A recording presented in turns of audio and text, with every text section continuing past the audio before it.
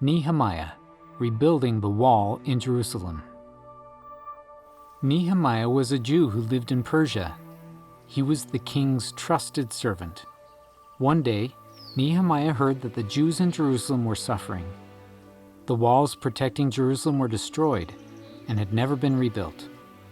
Jerusalem was in danger. Nehemiah fasted and prayed for the Lord's help. The king asked Nehemiah why he was so sad. He told the king about the danger in Jerusalem. The king said he could help. Nehemiah asked to go to Jerusalem and rebuild the wall. The king made Nehemiah a leader and gave him the supplies he needed. Nehemiah and the Jews started to rebuild Jerusalem's walls, but their enemies made fun of them and tried to stop them. The enemies tried to trick Nehemiah into leaving the city, but Nehemiah would not leave. He trusted the Lord.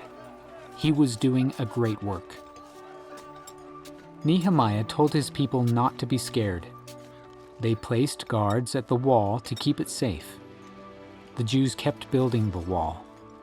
The Lord gave the Jews strength, and they finished the wall in 52 days. Jerusalem was safe again.